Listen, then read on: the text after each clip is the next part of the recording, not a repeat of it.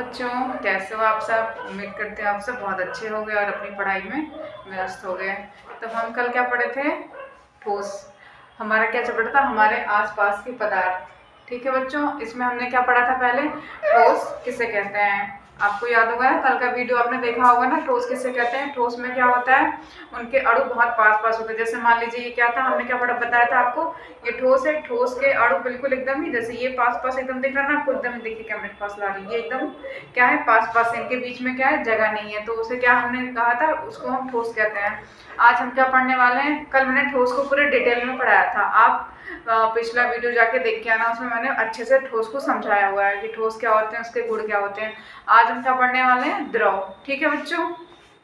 अब क्या है, द्रव क्या है हमारा। द्रव अवस्था में अणुओं के मध्य की दूरी क्या होती है, ठोसों की अपेक्षा थोड़ी अधिक होती है। ठीक है, तो जो हमने क्या पढ़ा था, ठोस में एकदम ही क्या थे, एकदम क्या थे, ऐसे ऐसे बिल्कुल पास थे। अब द्रव में क्या होगा, थोड़े से ठोस की अपेक्षा थोड़े से दूर होंगे। ठीक है, अब क्या है, अगर ये जो हमारे सहसंजक बल का मतलब क्या होता है, ये जो हमारे अणु है, ये मान लीजिए हमारे दो अणु हैं। ठीक है, अब ये अणु जो होते हैं, इनके बीच में क्या होता है, एक बल काम करता है, जिसके कारण क्या होते हैं, ये मान लीजिए हमारे एक अणु, दो अणु, तीन अणु और ये चार अणु है। ठीक है, अब ये हमारे कौन है, मान लीजिए ये हमारे चिंटू भैया हैं, ये मिंटू भैया हैं, ये चिंटू भैया है और ये कौन है, रिंकू भैया।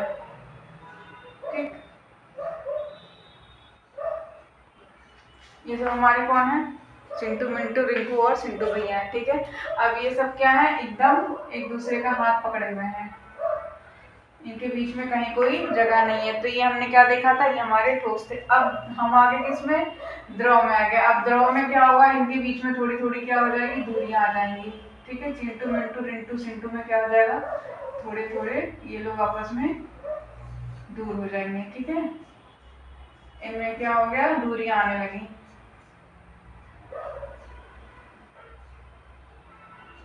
जो हमारे चिंटू मिंटू रिंटू चिंटू भैया, इनके बीच में दूरियां आ गई। तो ठोसों में क्या था, तब ये बिल्कुल बेस्ट फ्रेंड थे, एकदम ही पास पास थे। अब क्या हो गया, इनके बीच में दूरियां आ गई। कोई आया होगा, इनके बीच में कुछ कहा होगा, तो इनके बीच में क्या हो गई, दूरियां आ गई। अब ये क्या हो गए, बेस्ट फ्रेंड से थोड़े से कट्टी हो गए, अब थोड़े से दूर हो गए ये। अब पहले तो इतने थे, अब इतने हो गए, इतनी दूरियां आ गई इनके बीच में। ठीक है, तो ये क्या था, ये इनके बीच में क्या था, सहसंजक बल काम कर रहा था, जिसके कारण क्या थे, आपस में एक दूसरे से अटैच थे। अब क्या होगा, इनका जो सहसंजक बल है वो थोड़ा थोड़ा क्या हो जाएगा, कम हो जाएगा, जिसके कारण इनके बीच की दूरियां भी थोड़ी सी बढ़ जाएंगी। ठीक है, क्या कह रहा है कि सहसंजक बल भी क्या हो जाएगा, कुछ कम हो जाता है। ठीक है, जिसके कारण क्या होगा, अब इनके बीच क्या हो गई है, दूरियां आ गई हैं। अब ये क्या करेंगे, डांस कर सकते हैं। ठीक है, अब ये क्या करेंगे, अब यहाँ से ऐसे हाथ फैला के इधर भी घूम लेंगे, इधर भी घूम लेंगे, ये भी इधर जाएगा, इधर अपना हाथ पैर मारेगा। ये सब क्या हो रहा है, अब इनके बीच में गैप हो गया है, तो ये आपस में इधर उधर ऐसे वैसे डांस कर सकते हैं एक दूसरे से, मतलब ये गति कर सकते हैं यार। अब ठोस में क्या था कि ये एकदम ही पास पास से तो गति नहीं कर पा रहे थे। अब क्या कर रहा है, इनकी गति करने के लिए ये क्या है, स्वतंत्र रहते हैं, अपना हाथ पैर ऊपर नीचे आगे पीछे ये कर सकते हैं। ठीक है बच्चों, अब क्या, अणुगति के सिद्धांत पर इनके क्या होते हैं, निम्नलिखित गुण होते हैं। पहला गुण कौन सा होता है, इनका आकार। कैसे हम बताएंगे कि ये ठोस है या द्रव है या क्या है, गैस है। ठीक है, तो हम देखेंगे उनका आकार कैसा है। तो द्रव की अणु गति, द्रव के अणु क्या होते हैं, गति करते रहते हैं, जिसके कारण क्या होता है, इनका ये इनके स्थान, अब जैसे आप मान लो ये देखो, हमारे चिंटू भैया रिंटू भैया चिंटू भैया रिंकू भैया क्या है, थोड़े थोड़े दूर हैं। अब क्या हो रहा है, इनके बीच में जगह है, तो क्या है, ये स्थिर है। अब इनके पास हाथ पैर आ गया है, अब ये क्या करेंगे, अब एक जगह स्थिर तो रहेंगे नहीं, इनके पैर है तो क्या करेंगे, चलते रहेंगे चलते रहेंगे, हाथ है तो हाथ ऊपर नीचे करते ही रहेंगे। तो क्या करेंगे, ये अपने स्थान पर स्थिर नहीं रहते हैं, और ये क्या करते हैं, इसी कारण इनका आकार क्या होता है, निश्चित नहीं होता है। जब ये अभी कोई मान लीजिए ये कोई बर्तन है, अब जैसे आप मान लो, इसके उदाहरण क्या होता है, मान लो आपने पानी लिया। ठीक है, आपने एक कटोरी में पानी लिया, अब आप उस कटोरी को क्या करो, कटोरी का पानी जो है आप उसको गिलास में डालो। अब गिलास में डालने के बाद देखो, जो कटोरी में जब वो था तो कैसा था, गोल शेप में था। जब आपने इसको गिलास में डाल दिया तो कैसे शेप ले लिया, वो गिलास के शेप का ले हो गया ना वो। तो हम क्या कहते हैं कि इनका जो शेप होता है वो हमेशा बदलता रहता है, निश्चित शेप में नहीं था। जब ये गिलास में है तो गिलास के शेप का, कटोरी में है तो कटोरी के शेप का। है ना। और अगर आप उसको थाली में रख रहे हो तो मतलब आप जिस बर्तन में डालोगे वो उसका क्या करेंगे, आकार ग्रहण कर लेते हैं। ठीक है, तो उसी को हम क्या कहते हैं, द्रव कहते हैं। ठीक है बच्चों, द्रव के अणु क्या करते हैं, एक दो गति करते रहते हैं, इसी कारण क्या होता है, इनका आकार निश्चित नहीं होता है, जबकि ठोसों में क्या होता है, उनका आकार निश्चित होता है। अब हम क्या देख रहे हैं, आयतन देख रहे हैं। द्रव के अणु अपनी सीमा के अंदर, अब जैसे ये हमारा क्या है, ये अपनी सीमा के अंदर ही रहेंगे, और सीमा के अंदर होने के कारण क्या होते हैं ये, किंतु इनको ऊपरी अपने पृष्ठ को, ऊपरी पृष्ठ को क्या करते हैं, ये छोड़ नहीं पाते। जैसे ये यहाँ पे हैं, अभी क्या करेगा, आप इस पृष्ठ को ये छोड़ के इधर उधर नहीं जा सकते हैं, वहीं पे ये फिक्स हो जाते हैं। यही कारण है कि द्रव का आयतन क्या होता है, निश्चित होता है। द्रव का आकार क्या होगा, आकार अनिश्चित होगा। आप गिलास में डालोगे तो गिलास के शेप का, कटोरी में डालोगे तो कटोरी के शेप का, अब जिस भी बर्तन में डालोगे वो उसका आकार ग्रहण कर लेगा, तो उसका आकार क्या होता है, अनिश्चित होता है, जबकि उसका आयतन क्या होता है, निश्चित होता है। अब तीसरा क्या है, आकर्षण बल। आकर्षण बल कहता है ठोस की अपेक्षा द्रव के अणु थोड़े दूर होते हैं। ठोस की अपेक्षा दूर होते हैं ना, ठोस में क्या था, बिल्कुल पास पास था, ठोस में एकदम ऐसे पास था, अब द्रव में दूर हो गया। तो क्या कह रहे हैं, इनके अणु कितने होते हैं, थोड़े से दूर होते हैं, जिसके कारण इनके अंतराणविक स्थान थोड़ा कम होता है। जैसे मान लीजिए अब ये था हमारा चिंटू भैया, सिंटू भैया, रिंटू भैया, पिंटू भैया, ये हमारे भैया लोग थे।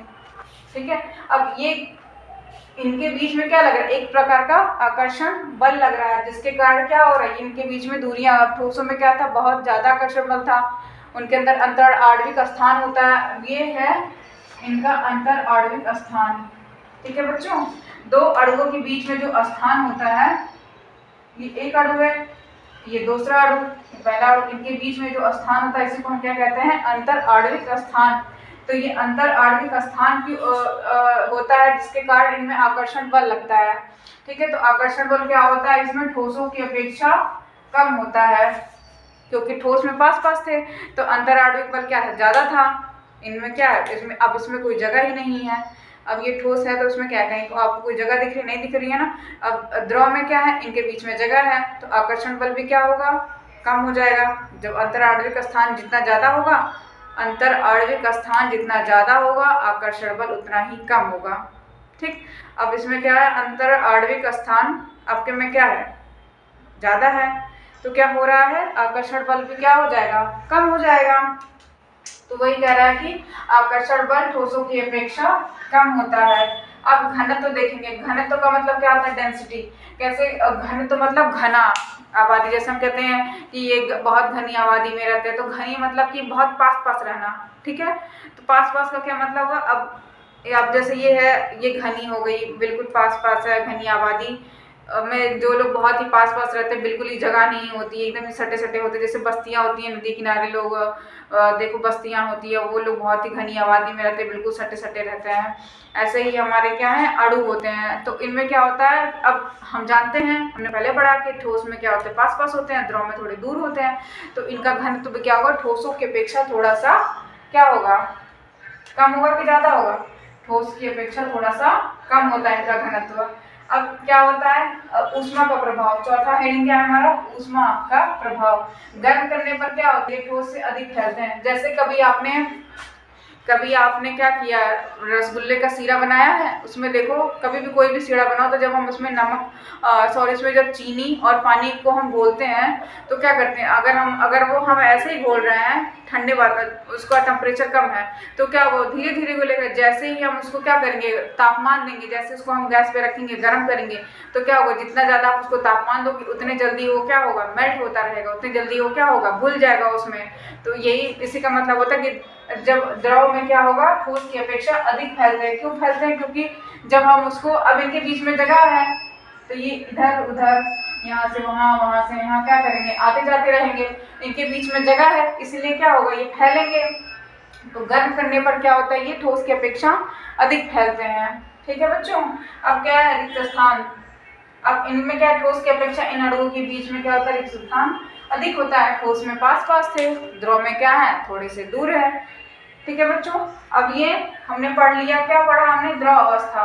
द्रव अवस्था हमने क्या कंप्लीट किया, ठोस अवस्था हमारा कंप्लीट हो गया, द्रव अवस्था भी आज हमने पढ़ के कंप्लीट कर लिया। अब हम कल क्या पढ़ेंगे, गैस अवस्था। आप लोग घर से पढ़ के आना गैस अवस्था में। जब आप एक बार घर पे पढ़ाई करोगे, एक बार आप उसको पढ़ोगे, तो जब मैं आपको समझाऊंगी तो आपको ज़्यादा अच्छे से समझ में आएगा। आप उस चीज़ को फिर आप अच्छे से समझ जाओगे, फिर वो आपको दोबारा पढ़ने की ज़रूरत नहीं पड़ेगी। कोई भी टॉपिक अगर आप 3 बार पढ़ लेते हो ना, तो आपके दिमाग में पूरी तरीके से बैठ जाता है। एक टॉपिक को आप 3 बार पढ़ोगे, एक बार आप घर से पढ़ के आओ, फिर मैं पढ़ाऊंगी, फिर आप यहाँ से जानिए, यहाँ मेरे पढ़ने के बाद फिर जब आप पढ़ाई करोगे तो आपके दिमाग में वो सबकॉन्शियस माइंड में बैठ जाएगा, फिर आपको उसको पढ़ने की ज़रूरत नहीं पड़ेगी, फिर वो आपको हमेशा याद रहेगा। तो हम कल क्या पढ़ेंगे, गैस पढ़ेंगे। और आप इस चैनल को लाइक करना, सब्सक्राइब करना और अपने दोस्तों के साथ भी इसको शेयर करना। ठीक है बच्चों, बहुत बहुत धन्यवाद।